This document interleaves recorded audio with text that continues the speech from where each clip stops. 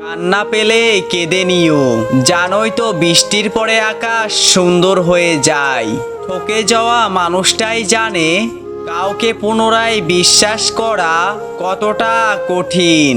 প্রথম প্রথম পরিচয় হওয়ার সময় মানুষ যেমন দেখায় চিরদিন তেমন থাকে না। রাগী মানুষ রাগের মাথায় অনেক কথাই বলে, কিন্তু রাগ শেষে তারাই বেশি কষ্ট পায়।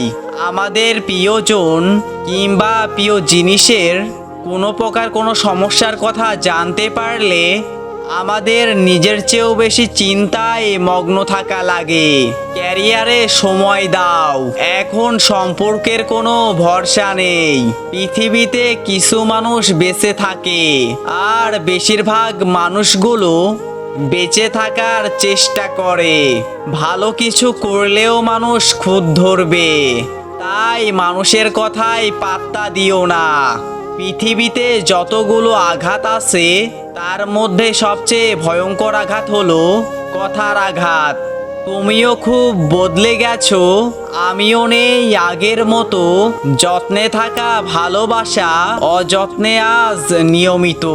গর্ব তো তখনই হয় যখন কেউ বলে তোমার বাবাকে আমি চিনি, ভীষণ ভালো মানুষ উনি। হতাশা তোমাকে কিছুই দিবে না, বরং আশাগুলোকে বিনষ্ট করে দিবে।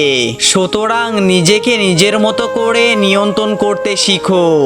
10 জন মূর্খ মানুষের কাছে থেকে মিথ্যা সুনাম শোনার থেকে একজন জ্ঞানী মানুষের কাছে কটু কথা শোনা অনেক ভালো। অভিনয় আর বদলে যাওয়ার ব্যাপারে মানুষ অতুলনীয়। গিরগিটিও লজ্জা পায় মানুষের রং বদলানো দেখে। 4 রকমের মানুষের থেকে দূরে থাকা উচিত। নাম্বার 1, যে তোমাকে মিথ্যা বলে। নাম্বার 2, যে তোমাকে অসম্মান করে। নাম্বার 3, যে তোমাকে ব্যবহার করে। নাম্বার 4, যে তোমাকে ছোট করে। একটা মেয়ের শরীরকে একটা ছেলের ততক্ষণ ভালো লাগে যতক্ষণ সে তার যৌবন তাকে দেয় না।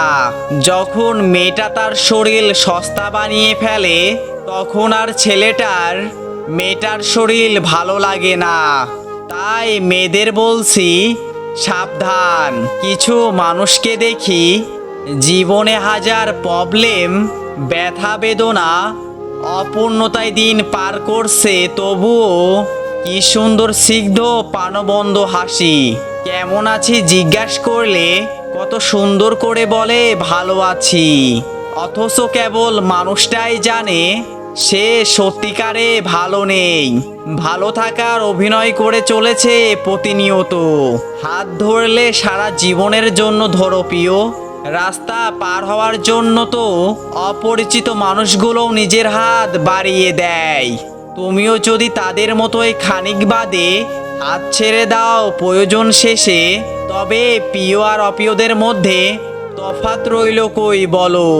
ছেড়ে নয়, বরং থেকে গিয়ে দেখিয়ে দাও ভালোবাসা টুনকো কিংবা মিথ্যা নয়, যে সময়ের সাথে সাথে তা বদলে যাবে। এই পৃথিবীতে সে সব থেকে বেশি ধোঁকা খায় যে নিঃসন্দেহে মানুষকে অন্ধের মতো বিশ্বাস করে। লেখাপড়া যদি করতে হয় তাহলে জ্ঞানের জন্য করো, সার্টিফিকেটের জন্য নয়। ভালো যদি বাসতে হয় তাহলে নিঃস্বার্থভাবে ভালোবেসো, স্বার্থের জন্য নয়। সম্মান যদি করতেই হয় তাহলে গুণী দেখে করো, ধন সম্পদ দেখে নয়। দান যদি করতেই হয় তাহলে অসহায়কে করো, লোক দেখিয়ে নয়। বিশ্বাস যদি রাখতেই হয় তাহলে নিজের উপর রাখো, অন্যের উপরে নয়। বিয়ে যদি করতেই হয় তাহলে চরিত্র দেখে করো, রূপ দেখে নয়। নিজের কাছে নিজে সৎ থাকার মতো আনন্দ আর মানসিক শান্তি দ্বিতীয় কিছুতে নেই। কাউকে খুব বেশি ভালোবাসার মানে অবহেলার শিকার হওয়া আর পরবর্তীতে মানসিক রোগী হওয়া। ভীরুরা তাদের প্রকৃত মৃত্যুর আগেই বহুবার মরে, কিন্তু সাহসীরা জীবনে একবার মাত্র মৃত্যুর স্বাদ গ্রহণ করে। মেধা থাকলেই তাকে মেধাবী বলা যায় না।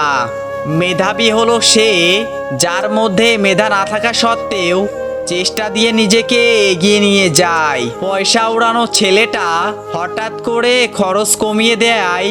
জিজ্ঞাসা করলাম, কিপটে হলি কবে থেকে? একটু হেসে ছেলেটা উত্তর দিল, যেদিন বাবা মা মারা গেল।